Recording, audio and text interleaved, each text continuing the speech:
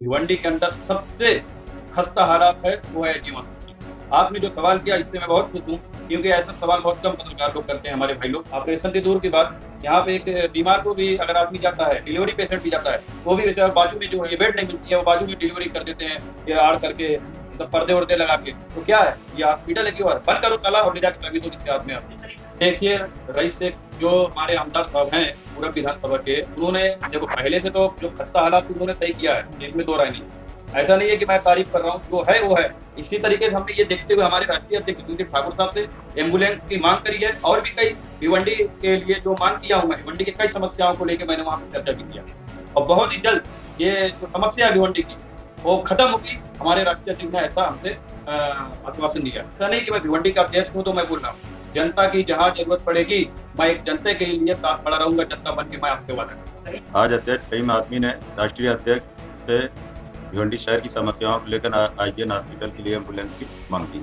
आज हमारे महिम आदमी वसई विरार गए हुए थे, और हमारे बाबा और हमारे जितने भी दोस्त अहबाब सब गए हुए थे वहाँ पर, और एम्बुलेंस की मांग की है, और हमें जल्द से जल्द भिवंडी में एक एम्बुलेंस और बढ़ जाएगी। मौसम सिसक रहा है मगर मासूम जनता इससे बेखबर है। आप देख रहे हैं सत्य आज तक, हमेशा सत्य। देखिए, बहुजन विकास अघाड़ी जो एक पार्टी है, जो हमारे राष्ट्रीय अध्यक्ष हितेंद्र जी ठाकुर साहब के मार्गदर्शन में जो भिवंडी के अंदर काम हो रहा है, और एक ग्राउंड लेवल से काम हो रहा है, जिस तरीके से भिवंडी के अंदर सबसे खस्ता हालात है वो है एचडीएम हॉस्पिटल। आपने जो सवाल किया इससे मैं बहुत खुश हूँ, क्योंकि ऐसा सवाल बहुत कम पत्रकार लोग करते हैं हमारे भाई लोग। लेकिन जो आईजीएम हॉस्पिटल का आपने मुद्दा पूछा है, उससे मैं बता दूं कि मैंने खुद जाकर सर्वे किया है वहां पर।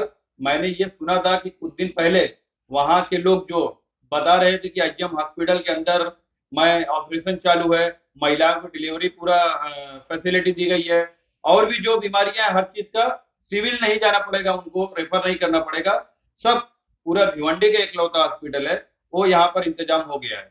मैंने भी बोला ठीक है। जब वहां पे जाके जानकारी लिया गया तो यहाँ पे ये मालूम पड़ रहा है कि जो भी जा रहे हैं पेशेंट उनको रेफर कर दिया जा रहा है।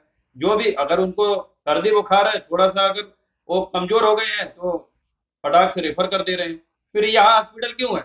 उनको ताला बंद किया जाए, ताला बंद करके वो चाबी जिनके जवाबदारी में है वो चाबी उनको देना मुनासिब समझता हूं मैं, क्योंकि ये एक लौता हॉस्पिटल है, इस पे ना कभी कोई काम किया है और ना करेगा। क्योंकि मैं आपके सवाल को मैं जवाब दे रहा हूँ। अभी मैं भी 2-4 दिन में जाने वाला हूँ फिर से एक बार एग्जाम हॉस्पिटल में, और अब की बार जाऊंगा तो बाखूबी पूरा डिटेल लेकर फिर आपकी न्यूज के सामने आऊंगा।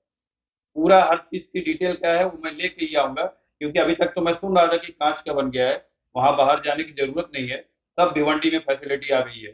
कोई वो सोनोग्राफी की मशीन आ गई है, एक्सरा मशीन आ गई है, और ऑपरेशन होएगा यहाँ पे। जो जाके मैं देख रहा हूँ तो ऑपरेशन की दूर की बात, यहाँ पे एक बीमार को भी अगर आदमी जाता है, डिलीवरी पेशेंट भी जाता है, वो भी बेचारा बाजू में जो है वो नहीं मिलती है, बेड नहीं मिलती है, वो बाजू में डिलीवरी कर देते हैं, ये आड़ करके मतलब पर्दे वर्दे लगा के। तो क्या है, ये हॉस्पिटल है क्यों है? बंद करो ताला और ले जाके चाबी दो जिसके हाथ में आप।